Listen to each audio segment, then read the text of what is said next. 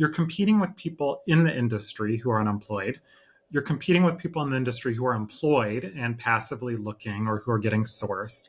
You're competing with everyone who wants to break into tech. So it's just competition, competition, competition. So if you want to break in, you have to be really clear about how your skills align and be able to speak that language. Hi, I'm Renata Bernardi, and this is the Job Hunting Podcast, where I interview experts and professionals and discuss issues that are important for job hunters and those who are working to advance their careers. So make sure that you subscribe and follow, and let's dive right in. What you're about to hear is an episode of the podcast with a conversation between two coaches that love what they do. They have very similar philosophies on how to work with clients to get the best results for them. One, myself, I'm based here in Australia. I have clients all over the world. The other one, Kyle, is based in the US. He has an expertise for tech professionals, but I'm pretty sure he's expanding that right now. Kyle has a massive following on LinkedIn. Over 200,000 people follow him on LinkedIn. He writes for Forbes. He has a great thought leadership and framework to support his clientele. And together we discuss things like diversity and inclusion, tech jobs in demand, storytelling techniques, changing career paths completely, going from having a corporate job to having your own business.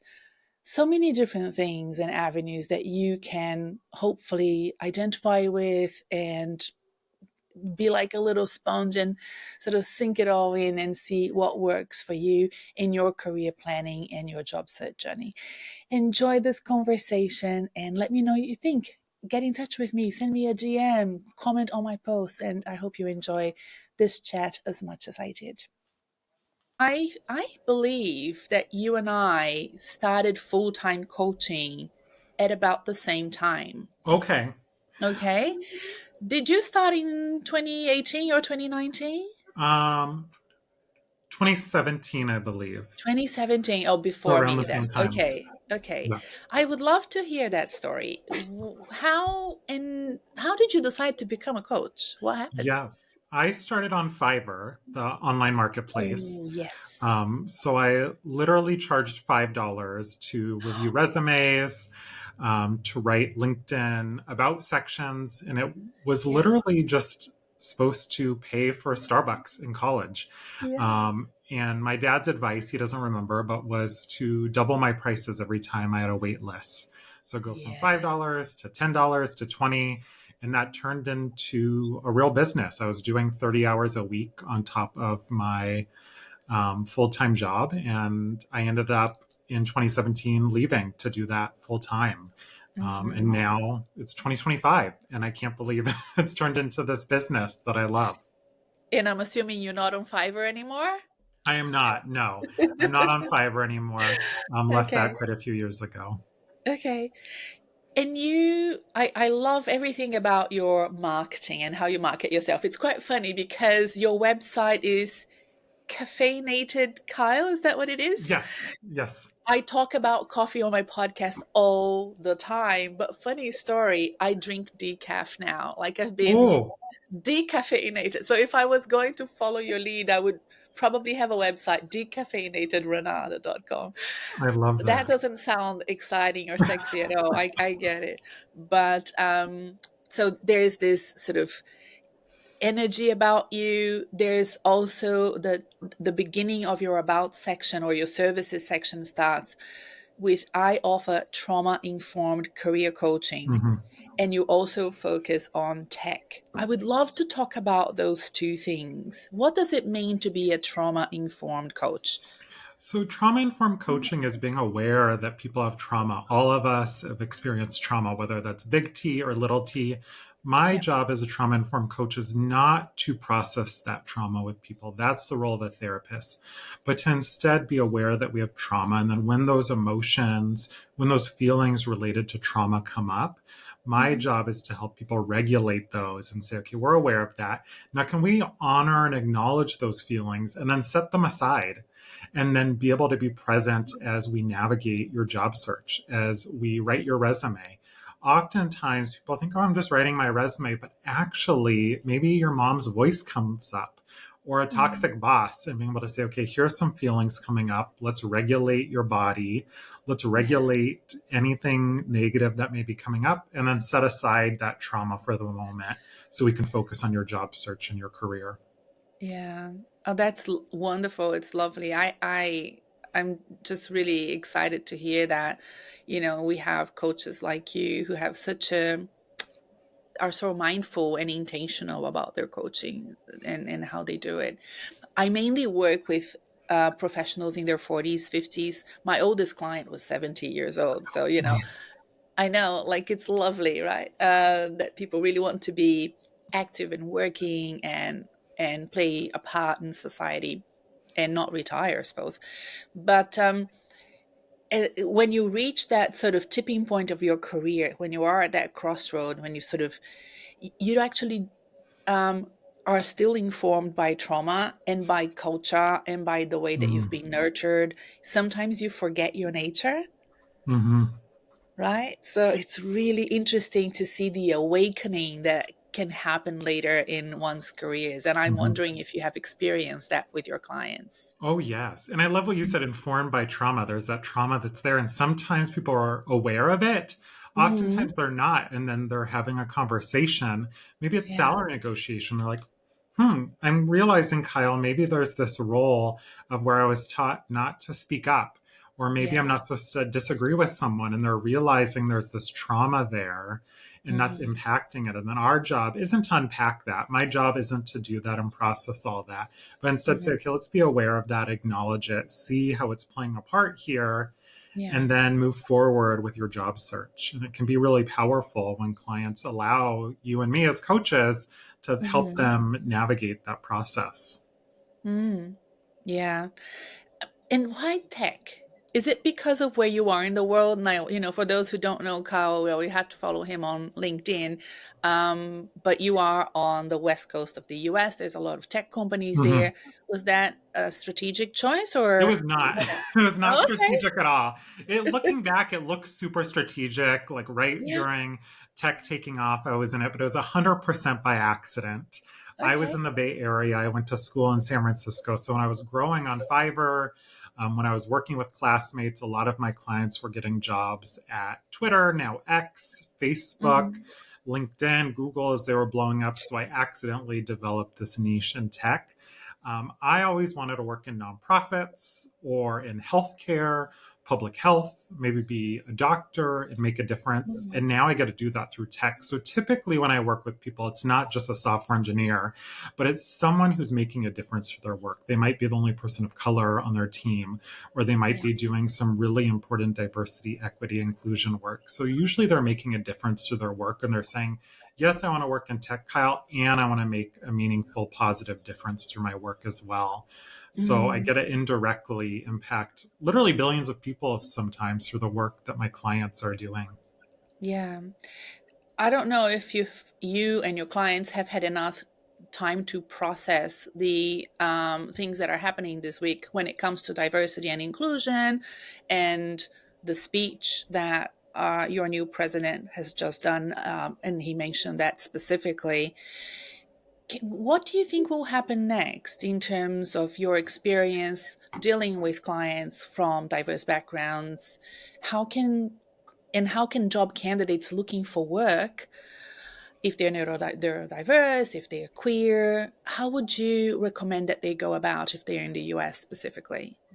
Part of my role is to help people find hope. I'm often asked, is there a magic wand or some tip I'm going to give people? Part of it is finding that hope. So, is it surrounding yourself with other people or a community that can uplift you? I also never encourage people to self disclose if they're queer or mental health before they feel comfortable and there's that psychological safety. Some Mm-hmm. people feel comfortable disclosing that throughout the job search. They have that privilege or that luxury to do it. Other people, they don't feel comfortable, they don't feel safe doing it. So I always like starting with that whenever I do a podcast or a Mm-hmm. speaking engagement. So please don't feel like you have to self disclose before you're ready. However, if you do have that luxury or privilege, you might consider doing that throughout the job search and say, okay, there's a lot going on around the world, Yeah. especially in the US. Do I want to be at a company where I'm going to feel unsafe or like I don't belong? And you can assess that throughout the job search process. Are there people who look like me at this company? Can I ask some questions and not just do you support people like me, but ask for some examples? If you're Yeah. interviewing for a company, they're likely going to ask you, tell me about a time. You can do that of the interviewer as well, of the hiring manager. Can you tell me about a time how you supported your LGBTQ plus employees, Mhm. and assess the culture and see if you can see yourself working at that company? Okay. I would like to run a few things by you Of course. because you're such an expert, and I'm like, I want to make sure that I'm doing the right thing, right? A few years ago, I interviewed a friend of mine, Jacob Thomas, and we discussed, issues with transgender clients where they have to eventually disclose, for example, if they changed their names. Mm-hmm. So we had that discussion. I will link below for those of you who are interested in that conversation. Jacob is like a true absolute expert Mm-hmm. worldwide, not just in Australia, and it was an interesting interview. When I am working with clients that are queer and even also neurodiverse, we discuss, is this obvious, and should we bring up the Mm-hmm. elephant in the room during the recruitment process Mm-hmm. straight away so that we control the narrative rather than just let it play in people's Mm-hmm. heads and nobody's talking about it, right? So sometimes I will say to my client, frankly, I can tell. Like, it's better that you just bring it up, because if Mm-hmm. I was the interviewer and I'm not trained, I don't know what to say. I'm Mm-hmm. just assuming things in my mind. So if you bring it up and control the narratives, let's prep it. Let's play it out in this consultation so that you feel comfortable in the meeting. Let's think about a few options of what can happen next, right? But like you said, if it's not obvious, do not mention anything. And most importantly, never ever add hobbies and interests to your resume. Like, this goes to all of my clients. It's no one's business what you do outside work. Mm-hmm. If you go skiing or play tennis or if you do drag, it's no one's business. Mm-hmm. So do not add your hobbies. You know what I mean? Like, I hate that it could be a factor, Mm-hmm. plus or minus, in sort of, oh, they play tennis, I play tennis, let's hire this Yeah. person, right? Or like, oh, they do drag, oh, that's weird. Yeah. I don't know, like, you know what I mean? Like, I don't want it Yeah. to be part of the decision making Yeah. process. Am I making sense? Do you have Yeah, anything no, else I to think it add? makes so much sense. And I think Okay. it's really thinking about that organization and what makes sense for you as an individual. Maybe you don't want to work somewhere where you can't be out as someone who does drag.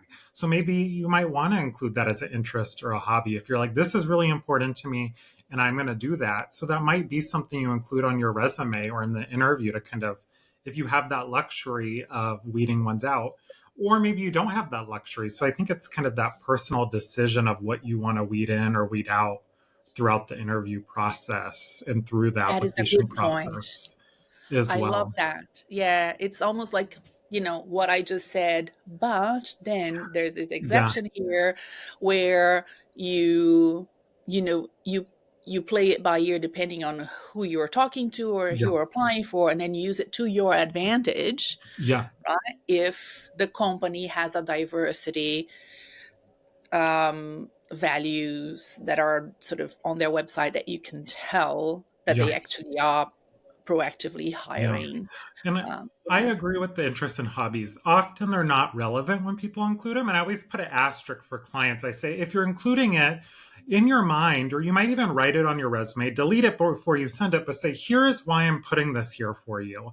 Mm. Everything on that resume, on your LinkedIn, in your interview, you want to have a reason you're doing it. Just don't put it to put it, but actually have Yeah. a reason why you're including that. So my partner, he's a pass holder to Disneyland like me. So we put that on his resume. Part of the reason is he doesn't want to work somewhere where they're going to have really bad work life balance, where we can't go to Disneyland a lot. He's also in fundraising. So when he works with donors, it's a lot about creating that magical experience for them. He's been trained and had people come in from Disneyland and train him before. So it's this great talking point that he's able to bring up in interviews. But if you just put it on there and didn't connect any dots, people would be like, this is weird. Why do you have Disneyland on here? So really connecting those dots and having a reason anytime you mention something is really important. Okay. Which that's wonderful. I love that. I would love to have a pass to Disneyland. Sounds fantastic. Um, that leads me to ask you a couple of things about the storytelling, right? Because you Mhm, need to have those tools in order to weave that thread of, mhm, joining the dots for people, not assuming that they will mhm, join the dots. I love the video that you've just done on your LinkedIn about storytelling to sort of take you out of mhm. that freeze zone in job interviews. So, how can the listeners craft good stories that they can use in their recruitment process? One of my favorite ways to craft stories is to ask some friends who don't work with you, what are some interesting things I've told you about work? That way, you know it's really memorable. So you can ask some friends, some family members, anyone you tell about work, see what they remember. And then this way, you know it's a really memorable story and say, what have I told you that's really interesting? And you might be surprised what stories they are. This is important though, because you want that interviewer who's then interviewed 5 people, had 40 meetings, and then is making that hiring decision. You want to know that they're going to remember your story. So, this is a fun way to be like, okay, what are some great stories? And then what I would do is I would get a post it and write down those stories very briefly. Okay.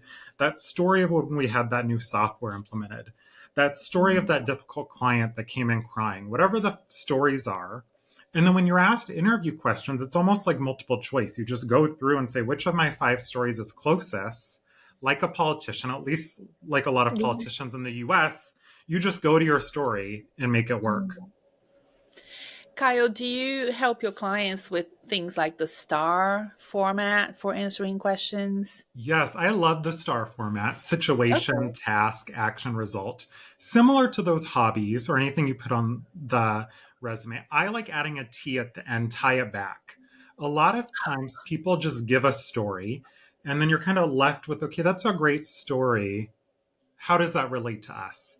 Maybe you're coming from a startup and we're a big company. I don't really get this story.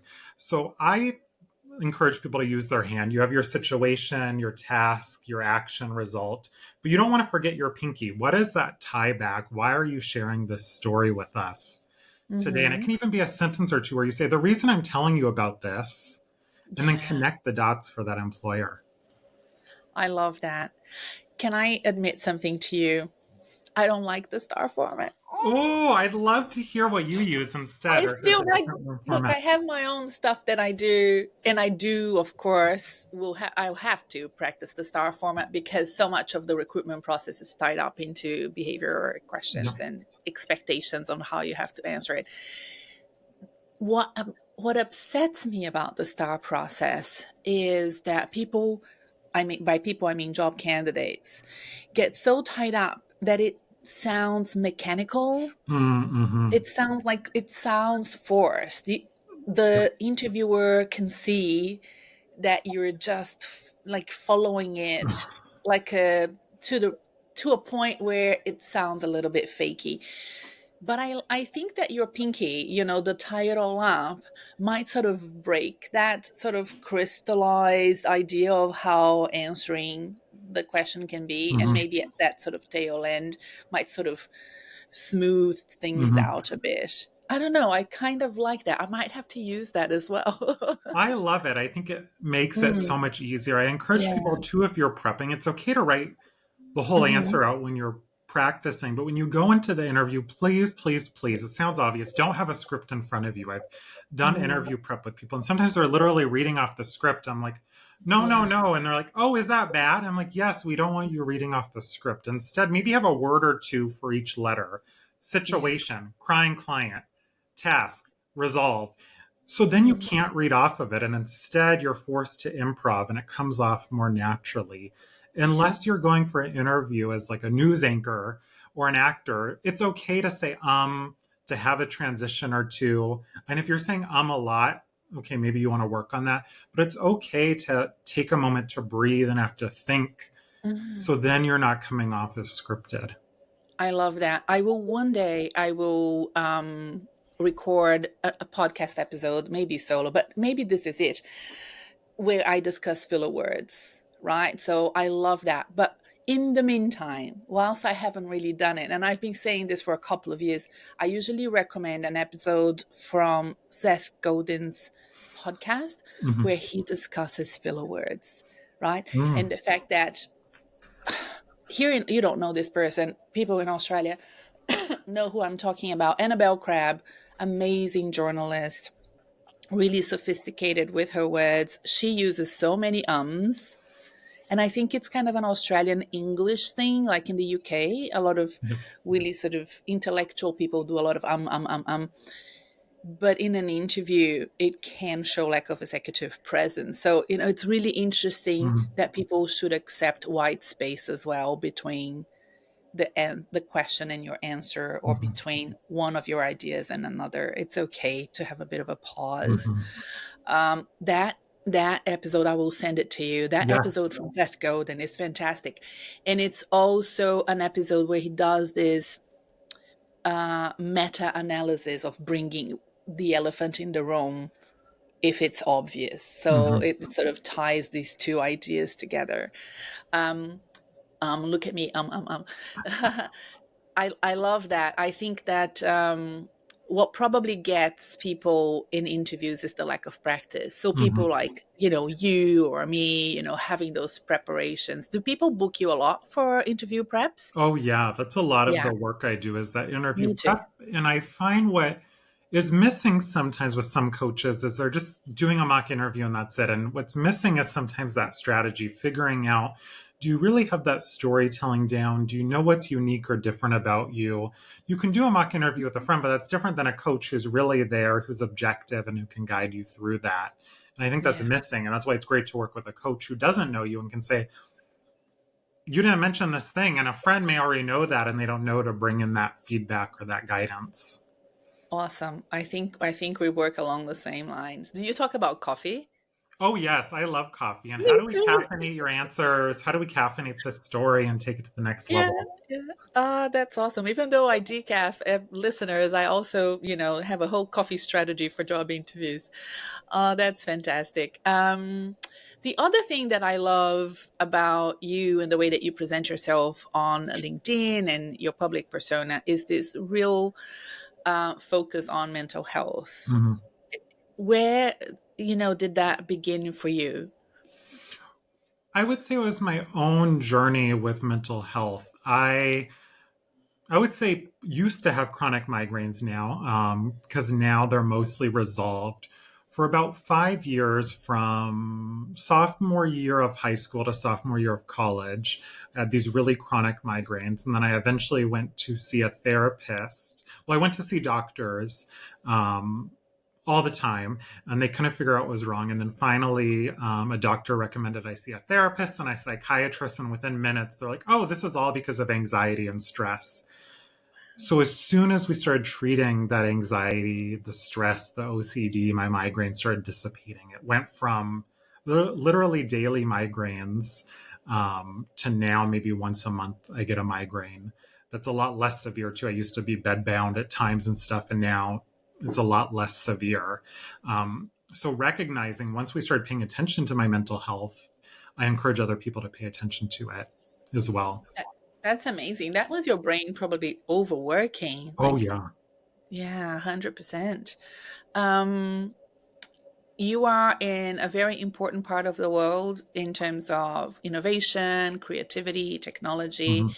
but also a place where lots of ideas have floated around how to de-stress workers. I'll give Mhm. you an example. My son did 2 internships in San Francisco during his university years, and he said, Mom, if I was working for too long, a guy would come in and try to massage my shoulders and tell me to stand up and go to the company gym because I had been sitting down for too long. Wow. So that is kind of before the pandemic, there was a lot of that sort of workplaces with ping pong tables and Hmm. little cocoons where you could go take a Hmm. nap and stuff like that.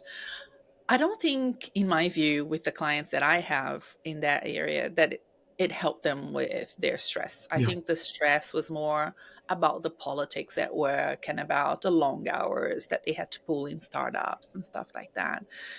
Um, how do you think your clients are dealing with stress in this post pandemic situation, being asked to go back to work full time? Do you have those situations Yeah. happening with your clients at the moment? Two words come to mind: not well. A lot of them are not dealing with it well. It's very stressful. I think the biggest thing is there's just not realistic expectations for the workloads people have.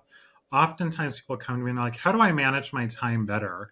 And I look at the number of meetings they have, sometimes 3 or 4 meetings scheduled for the same time, and they're required to be at all of them. It's just literally not realistic workloads some of these people have, including executives.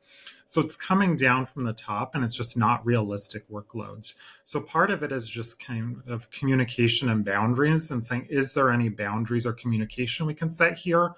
Or are you literally being set up for failure here and for burnout? And what's in our control here? And what part of it is literally there's just no way to get all this work done? And what's a realistic expectation we can set of here's what you can get done? And literally, it's impossible. And I hate that word, but like, here's what's possible to get done in 80 hours a week. And there's literally no way to get more of this done as a human. Yeah.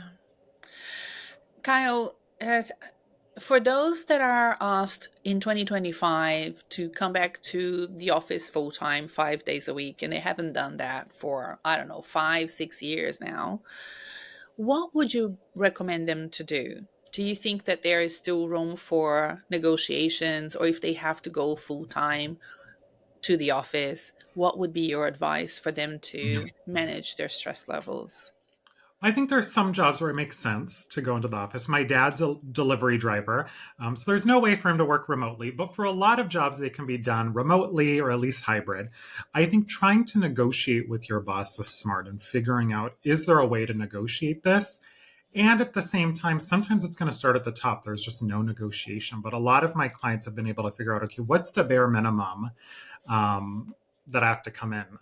One of my clients is at a tech company and it's once every other week. And if they come in at least once every 2 weeks, then they don't get fired. And they're like, what is the true bare minimum? And kind of figuring that out and negotiating that can be really powerful. And then saying, what's the alternative?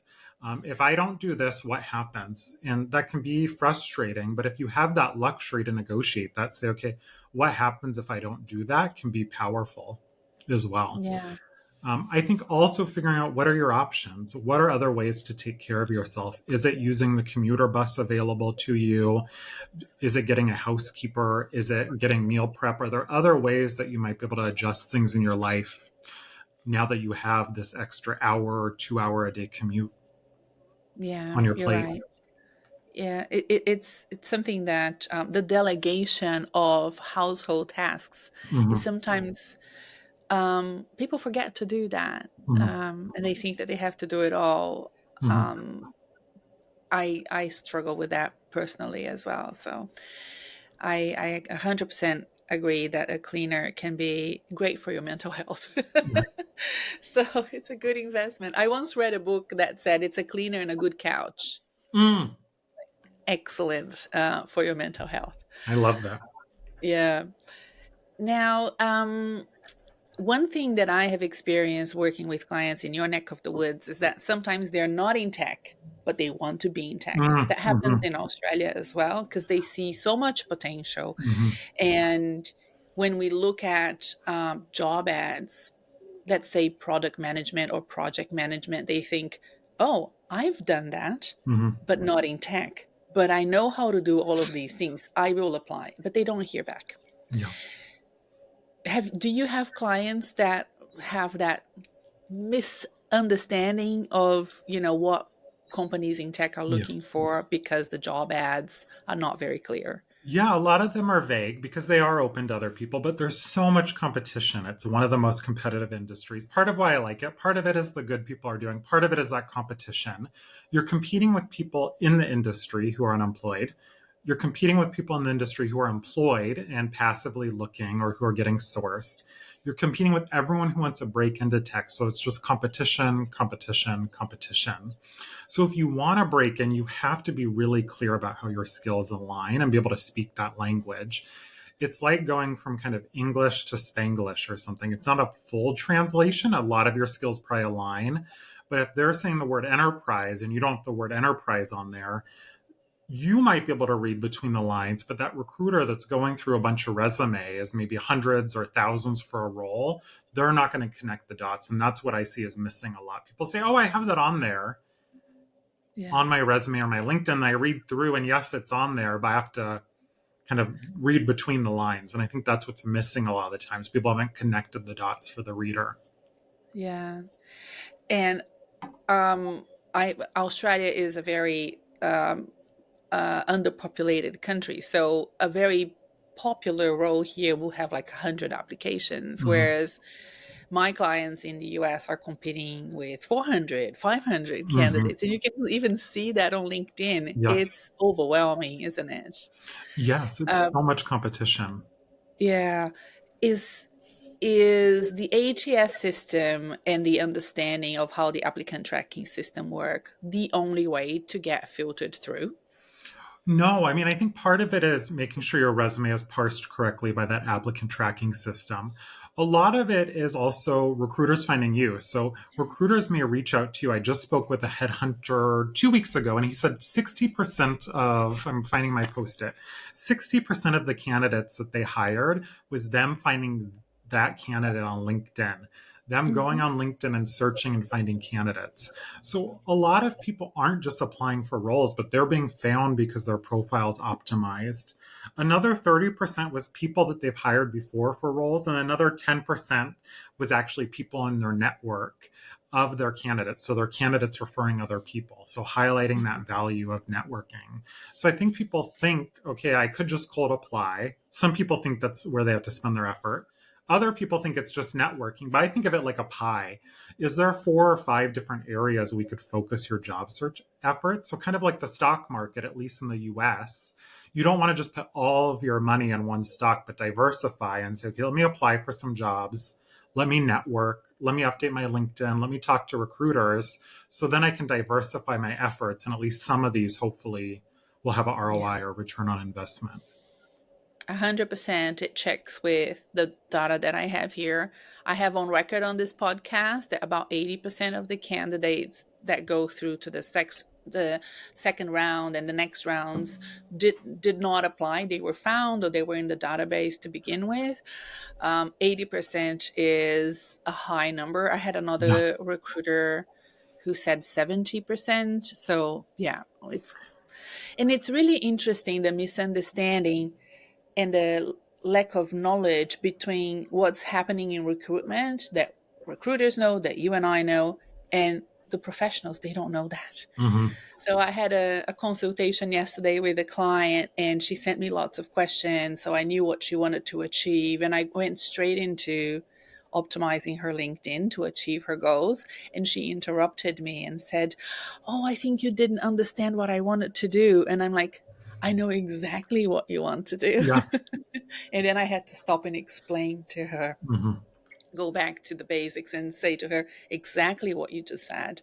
You have to have an optimized Mm-hmm. LinkedIn because they will find you. You don't have to go after them as much as you think.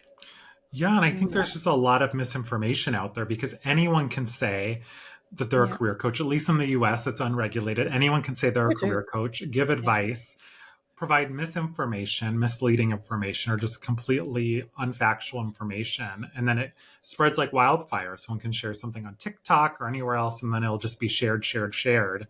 And a Mhm. lot of people aren't fact checking it to see if it's correct. Mm. From your understanding of what's happening in the tech world, and I know that there is a lot of professionals in the job market just Mhm. waiting for the jobs to come up. I mean, despite the fact that there were some horrible announcements this week, there were also some announcements about potential Hmm. new jobs coming up right around Hmm. your area. Yeah. Um, what do you think will be the professionals that will be in most demand in tech for Yeah. 2025? AI, we are seeing huge trends in AI on the Mhm. uptick, or AI related stuff. So, generative AI, ML, all of that. And then people jobs, those things that can't be outsourced, managing people, processes, strategy, higher level of thinking. You mentioned it, product marketing, program management, those things. I like telling clients, asking yourself, can a robot do this? And if it can't, those types of jobs, I'm seeing a lot more posted on Mm, job boards. Right before this, I was in a coaching session with a client and we went through a job board and he's like, this is a lot of AI. This is a lot of program management, a lot of product marketing. Those yeah. are the types of roles I think we're going to keep seeing grow throughout this year. Yeah.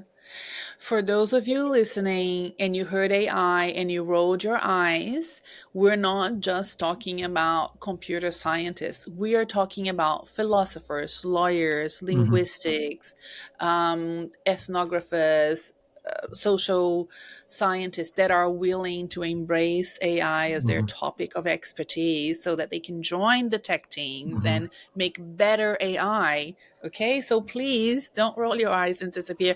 I say this especially because in Australia, it's such an unsophisticated market for AI. People just think that AI jobs are all in engineering when they are not, right? I'm in several coaching groups and HR groups, and they even talk about AI. How do we use AI in hiring?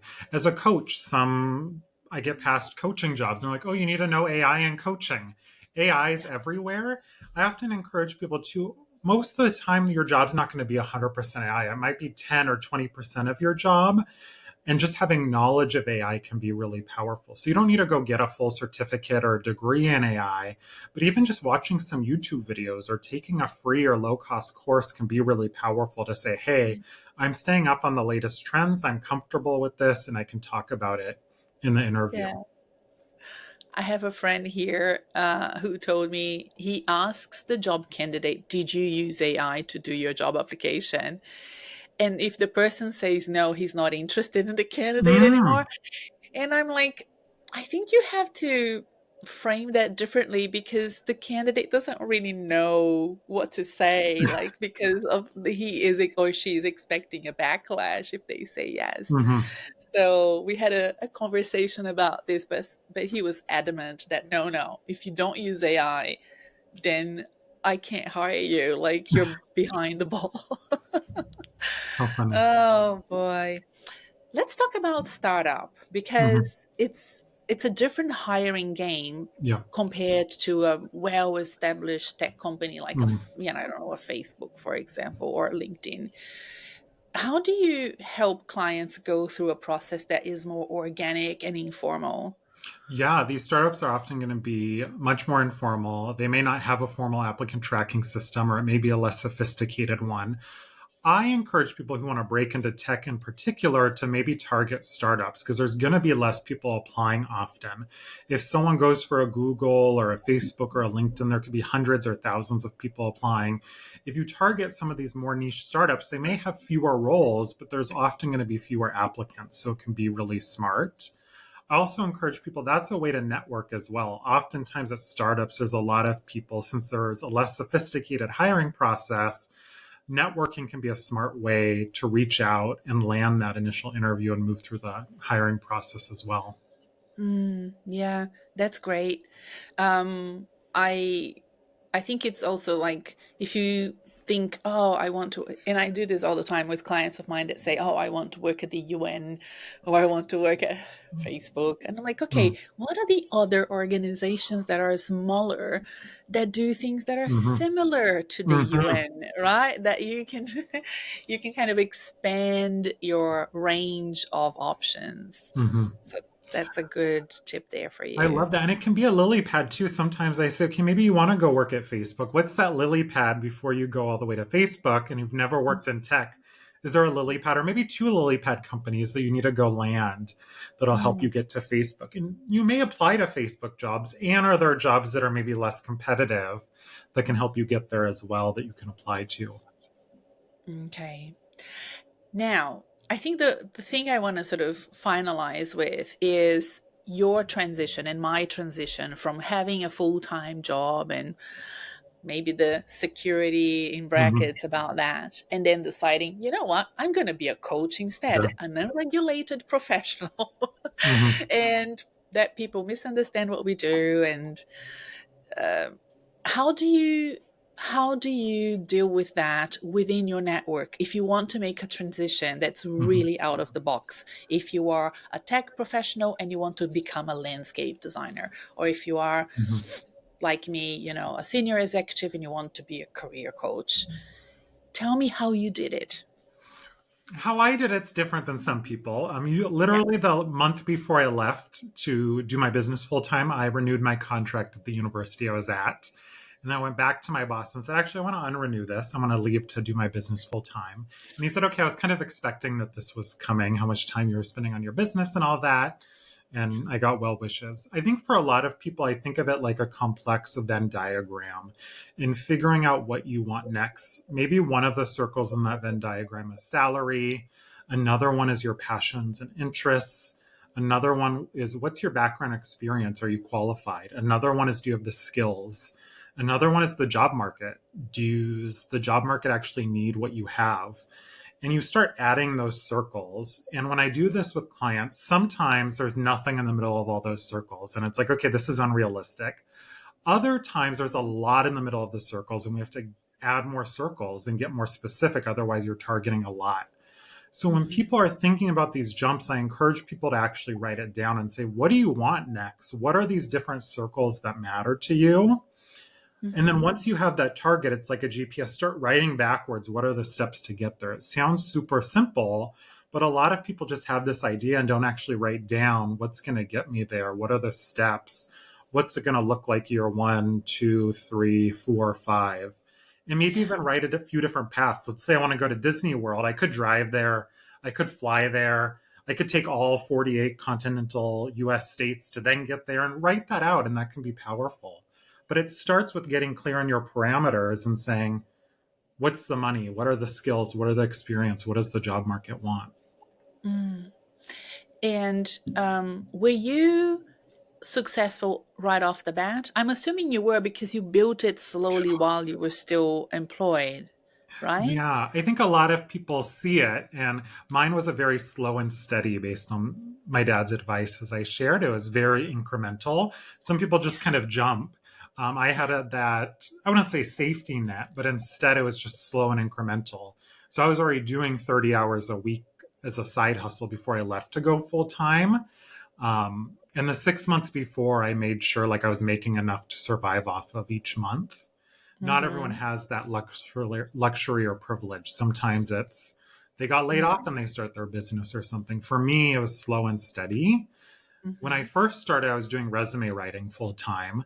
And then when I wanted to do coaching, I actually didn't just switch to coaching. I did one coaching session with every resume, and then two coaching sessions, then three, then four. And now I just do pure coaching.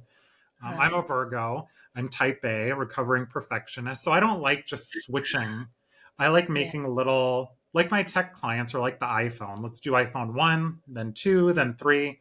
What are Yeah. little changes? And I encourage people, unless you're really okay with risk, what are some Mm-hmm. little changes you can do to prototype or test this path you're considering? Yeah. It's interesting you don't do resumes anymore. I mean, I review and proofread it Yeah. if I'm working with a private client, but I don't do it anymore. Um, Sometimes I get clients that come to me after having done their resumes somewhere else, and they send the resumes, and the resume is purple or, not ATS compliant in any Yeah. way, shape, or form, filled with not errors because it looks pretty, but they won't go through an applicant tracking system and be successful. Do you have that as well? And what are your Oh, yeah. biggest tips for your clients? One of the tips I have is when working with a career coach, as anyone can call themselves a career coach, oftentimes really what people are doing, I say, are expert advice givers, or they're advice givers who are just giving advice instead of really coaching people. They might have landed one or two jobs at a big tech company, especially in the tech industry, and then say, here's how I did it. I'm going to tell everyone else how to do it. That's not what a coach is doing. Yes, there might be times we give you tips. It's easier for you and I to just say, here's the right font size. I could coach you to that and ask 10 open ended questions, but it's going to be quicker. Oftentimes, though, we're asking a lot of open ended questions instead of telling you exactly what to do because you know your story. You've lived it 30, 40, 50, 60 years. Yeah. Sometimes people call themselves a career coach when really they're just telling you what to do, and that's more of an advice giver or consultant. Mm. So Yeah. asking yourself, did you really work with a career coach or did you work with more of an advice giver who is just kind of repeating their story to you and telling you to follow it without Mm. taking into consideration your unique situation and giving you bespoke coaching? Yeah. That's very true.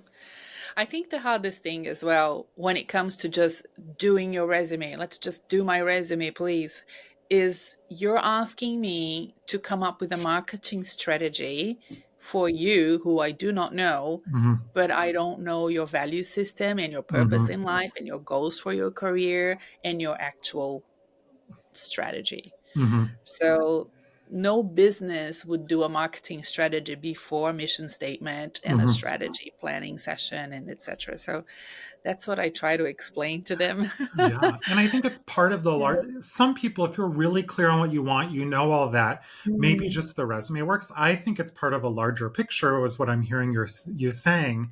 And it's yeah. kind of like that's step 3 or 4 oftentimes when I work with people after we've done other stuff. We don't Yeah. just dive into the resume. Often clients want to, and I say, that's great.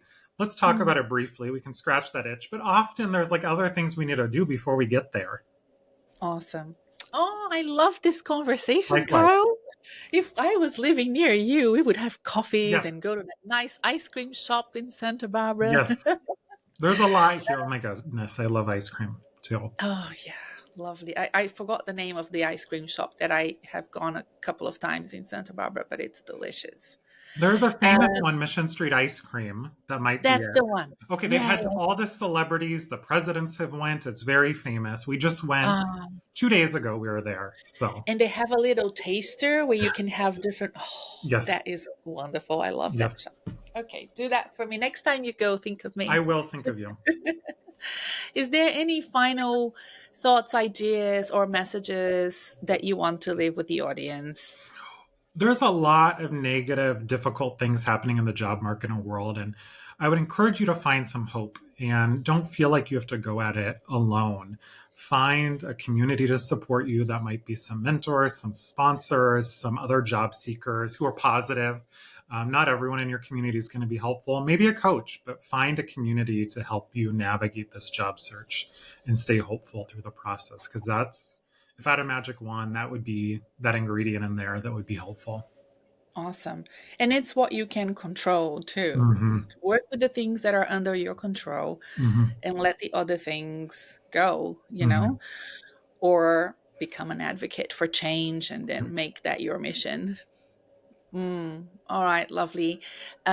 People can find you on your LinkedIn. I will put that in the episode show notes. Perfect.